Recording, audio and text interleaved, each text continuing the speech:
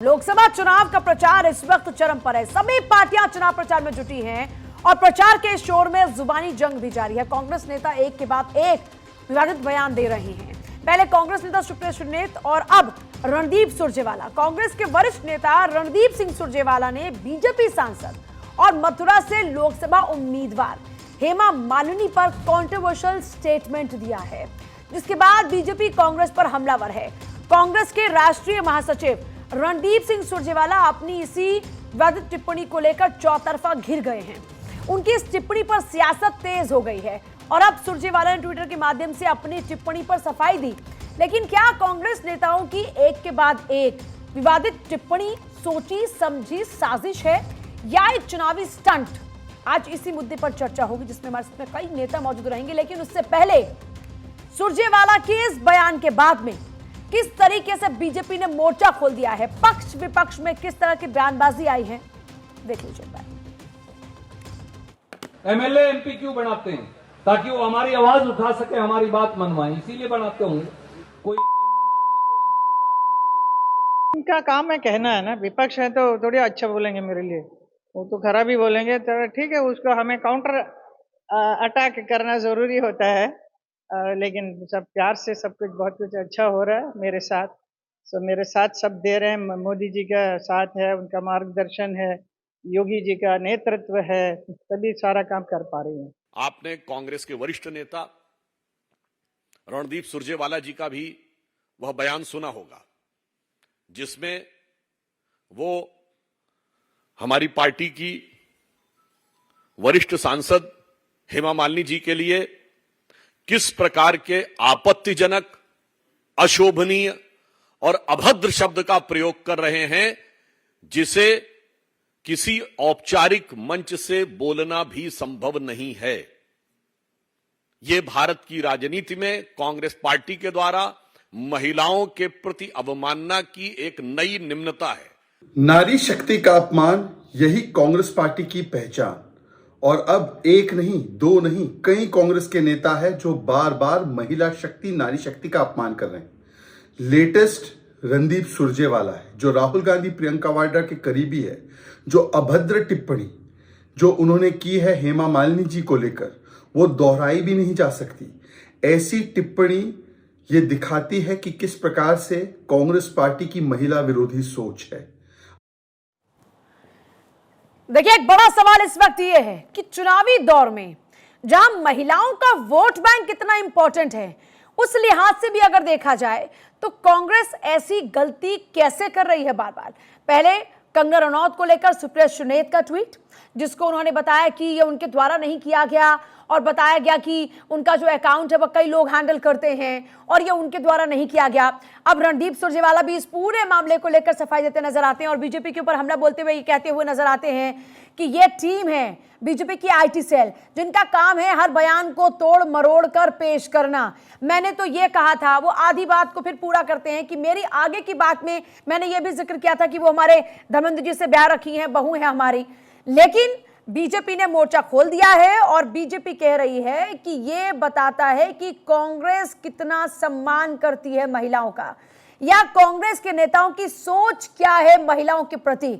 और देखिए, लगातार अब इस पूरे मामले को लेकर कांग्रेस वाकई घिरती हुई नजर आ रही है और यह कोई पहला मौका नहीं है जब इस तरह की बयानबाजियां सामने आई हो। हालांकि रणदीप सुरजेवाला ने भी मोर्चा खोला। रणदीप सुरजेवाला जो बीजेपी के नेताओं के कुछ बयान रहे उनका जिक्र करते हुए एक्स पर पोस्ट करते हुए नजर आते हैं और फिर कहते हैं कि ये इनकी जो मानसिकता है वो सबके सामने, और ये सिर्फ और सिर्फ लोगों का ध्यान भटकाने की कोशिश है।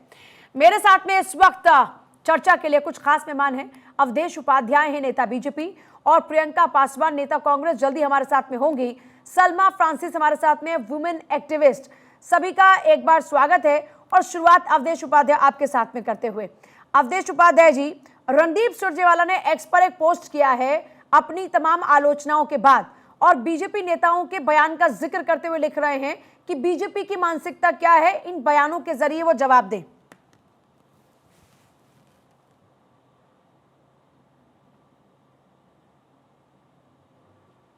अवधेश उपाध्याय जी, आप तक आवाज पहुंच रही है क्या? मुझे लगता है कि आवाज वहां तक नहीं पहुंच पा रही, टीम इसको सॉर्टेड करे एक बार। लेकिन यह मामला अब लगातार सुर्खियों में है। 2024 का चुनाव सर पर है। आधी आबादी महिला, उसके आत्मसम्मान की बात यहां पर हो रही है। अगर किसी भी महिला के प्रति इस तरह की बातें अगर सामने आती हैं, जाहिर तौर पर उसका असर लोगों पर क्या होगा यह जग जाहिर है। और बीजेपी लगातार रणदीप सुरजेवाला के उस बयान की आलोचना करी, इसमें हेमा मालिनी को लेकर उनकी ओर से एक टिप्पणी की गई है जो कि एक विवादित टिप्पणी है। किसी भी महिला के प्रति इस तरह की टिप्पणी करना जाहिर तौर पर गलत है, लेकिन बार बार कांग्रेस के नेता ऐसी बयानबाजी करके क्यों फंस रहे हैं, यह बड़ा सवाल है। अवधेश उपाध्याय लगातार बने। अवधेश उपाध्याय जी, जल्दी से पहला रिएक्शन रणदीप सुरजेवाला के इस बयान पर, क्योंकि वो तो कह रहे हैं कि वो तो महिलाओं का, हेमा मालिनी जी का बहुत सम्मान करते हैं, उनकी बात को काट छाट कर बीजेपी का आईटी सेल ध्यान भटकाने की कोशिश कर रहा है। अवधेश उपाध्याय जी, प्रियंका जी को आवाज नहीं आ रही, टीम जरा सॉर्टेड कीजिएगा।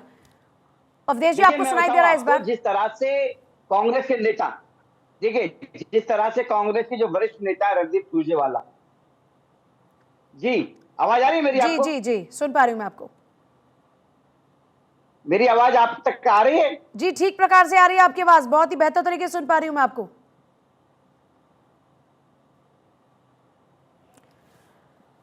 चलिए, शायद उनसे हमारा संपर्क फिर से एक बार टूट चुका है। आवाज आ रही है मुझे? आपको आ रही है आवाज? मैं आपको सुन पा रही हूं सर, बात पूरी कीजिएगा। जी, देखिए जिस तरह से कांग्रेस के जो वरिष्ठ नेता है रणदीप सुरजेवाला, उन्होंने जिस तरह से हमारे जो बीजेपी के नेत्री हैं हेमा मालिनी के लिए जो अभद्र भाषा का प्रयोग किया है, ये पूरी कांग्रेस का चरित्र दर्शाती है कि कांग्रेस का चरित्र है क्या, कांग्रेस की क्या विचारधारा है देश की महिलाओं के प्रति, देश की नारी शक्ति के प्रति। और ये कोई पहला मामला नहीं है। इससे पहले आपने देखा होगा कर्नाटक के जो कांग्रेस के वरिष्ठ नेता हैं, उन्होंने किस तरह से कहा था महिलाओं के लिए कि महिलाएं तो रसोई घर में जो खाना पकाने तक ही सीमित रहनी चाहिए। उससे पहले आपने देखा होगा कांग्रेस के नेत्री हैं सुप्रिया श्री ने, उन्होंने किस तरह से अभद्र भाषा का प्रयोग किया एक भाजपा नेत्री के लिए। और सबसे बड़ी बात, आप देखिए कांग्रेस के युवराज क्या कहते हैं, वो कहते हैं कि जो हिंदू धर्म में शक्ति है मैं उससे लड़ रहा हूं। अरे भाई, कौन सी शक्ति से लड़ रहे हैं आप? उस शक्ति से तो कोई लड़ ही नहीं पाया, कोई जीत ही नहीं पाया, लड़ा वो भस्म।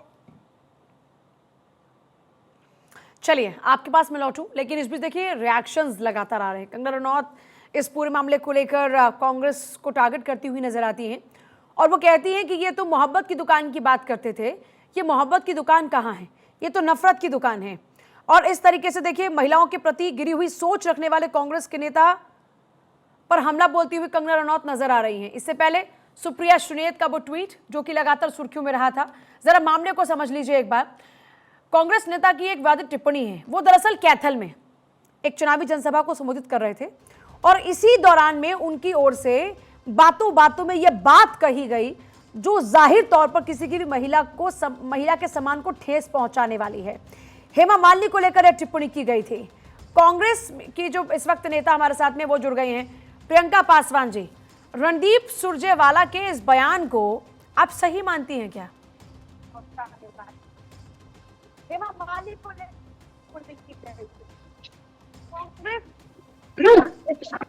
आपकी आवाज ठीक से नहीं आ रही है प्रियंका जी।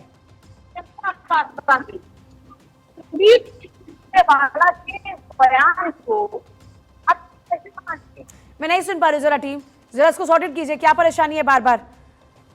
तो देखिए चर्चा बहुत अहम इसलिए हो जाती है क्योंकि यहां पर महिलाओं के आत्मसम्मान को ठेस पहुंचाने की बात हो रही है, चाहे नेता कांग्रेस के हो, चाहे बीजेपी के हो, या फिर अन्य किसी पार्टी के ही क्यों ना हो। महिलाओं को लेकर ऐसी टिप्पणी, जाहिर तौर पर इस तरह की टिप्पणी की आलोचना होनी चाहिए।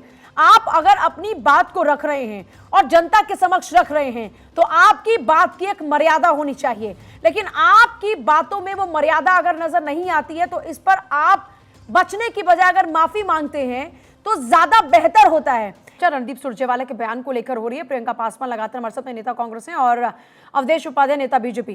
प्रियंका पासवान जी, रणदीप सुरजेवाला के बयान को आप जायज मानते हैं, सही मानते हैं? देखिए, मेरा बिल्कुल मानना है कि डेफिनेटली इस तरह नहीं बोला गया होगा जिस हिसाब से पेश किया जा रहा है। और तो सच्चाई क्या है जो न्यूज़पेपर में जो पढ़ रही हूँ उसमें भी ये बताया जा रहा है, ये वीडियो कब का है नहीं पता है। और अगर उस तरह बोला भी गया है तो डेफिनेटली मुझे ऐसा नहीं लगता कि कोई उनका इंसल्ट करने की कोई उनकी मंशा रही होगी, या जो उनकी बात है वो सही ढंग से पेश हुई या नहीं हुई, अभी ये भी क्लियर नहीं है। बयान सामने है, इसमें बात ढंग से पेश हुई होगी, ये किसी और की जुबानी नहीं है, ये कोई नरेट नहीं कर रहा कि ये किसी और की जुबानी है। रणदीप सुरजेवाला की जुबानी सब सुन रहे हैं, इसमें कोई नरेशन थोड़ी है, पिक्चर क्लियर है। और ये कितनी भी पुरानी तस्वीरें क्यों ना हो, लेकिन बात तो है ना। नहीं, बात देखिए, मैं फिर वही बोल रही हूँ कि अगर ये चीजें, ये वो उन्होंने क्या कहा है, उन्होंने क्या कहा है,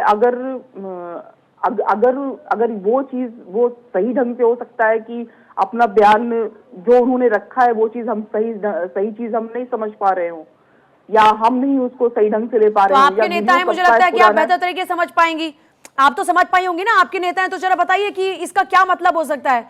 वो जो बयान कह रहे हैं मैं दोबारा सुनवाऊं क्या आपको, या आप पढ़ तो चुकी होंगी या आपने सुना तो होगा ही ना, तो आप बता दीजिए कि इसका क्या मतलब हो सकता है। म्यारी उपाध्याय जी।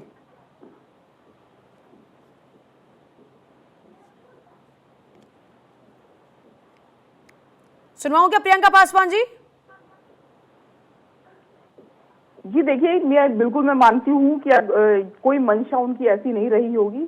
जो चीज सामने आ रहा है उनकी मंशा डेफिनेटली बेइज्जती करने की कोई बात नहीं। जहां हम लोग अभी महिलाओं के लिए एक बड़ा वीडियो, एक बार कई बार वीडियो वायरल होता है, मेरे मोहते निकल गई, तो वही है क्या रणदीप सुरजेवाला जी के साथ भी? नहीं, वीडियो वायरल नहीं होता, ये हो सकता है कि हम लोग गलत समझ रहे हो जो उन्होंने बोला। महिला होकर भी मुझे समझ नहीं आ रहा कि अगर कुछ गलत है तो उसे गलत कहने में क्या परेशानी है, भले ही वो आपके नेता क्यों ना हो। गलत को गलत कहने की तो हक हर किसी को होता है ना। अवधेश उपाध्याय जी। जी बिल्कुल। देखिए पूजा जी, मैं बताऊं आपको, देखिए जो अपनी कांग्रेस के नेता हैं बेचारे ये कुछ बोल नहीं पा रहे हैं, क्योंकि सच जो है ना, सच को कहने के लिए बड़ी हिम्मत चाहिए होती। आपने देखा होगा महाभारत में एक चरित्र था धृतराष्ट्र का, उनके संजय जी थे। संजय जी वही बोलते थे जो धृतराष्ट्र को पसंद होता था। तो वही हमारे जो कांग्रेस के नेता हैं वही बोल रही हैं आज।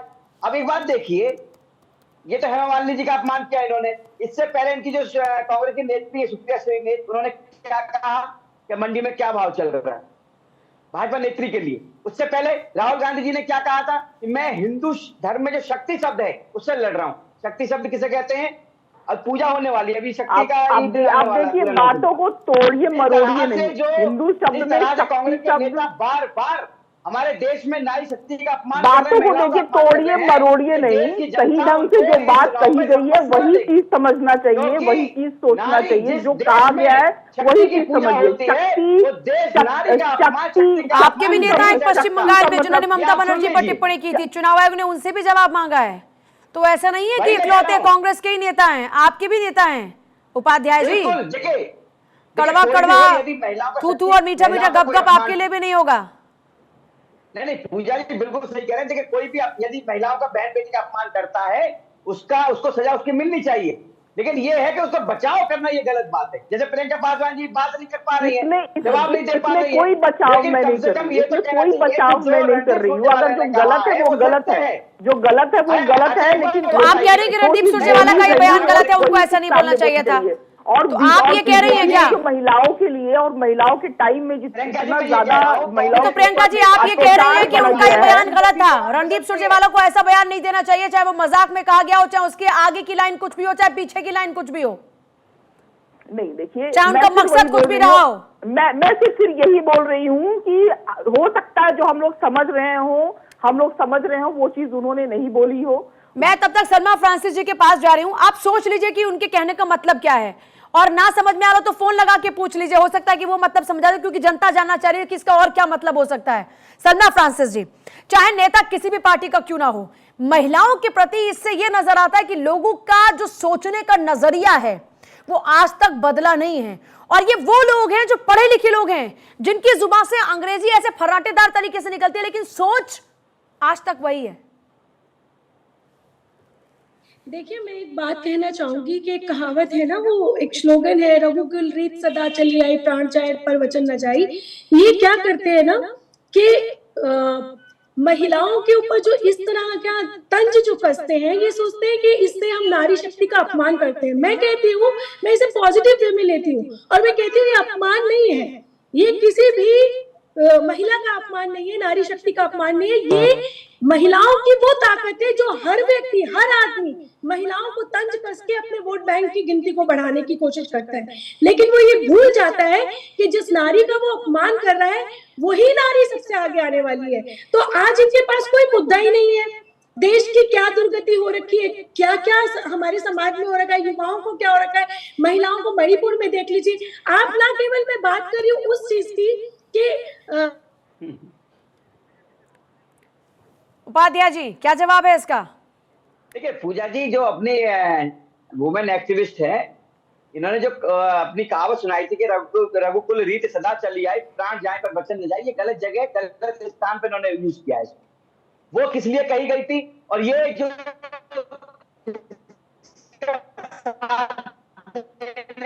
चले सभी का शुक्रिया चर्चा में शामिल होने के लिए। तो देखिए सबसे बड़ा सवाल ये बना हुआ है कि जब हम आगे बढ़ने की बात करते हैं, हम जिस शक्ति की बात करते हैं, हम जिस नारी को पूजते हैं, अगर हम उसे सम्मान नहीं दे सकते तो ऐसा पूजना व्यर्थ है। हमारी मानसिकता अगर महिलाओं को लेकर आज भी कुपोषित है और हम कहते हैं कि हम नारी का सम्मान करते हैं, तो ये सम्मान नहीं, ये अपमान है। और मुझे लगता है कि ये समझना चाहिए सभी को।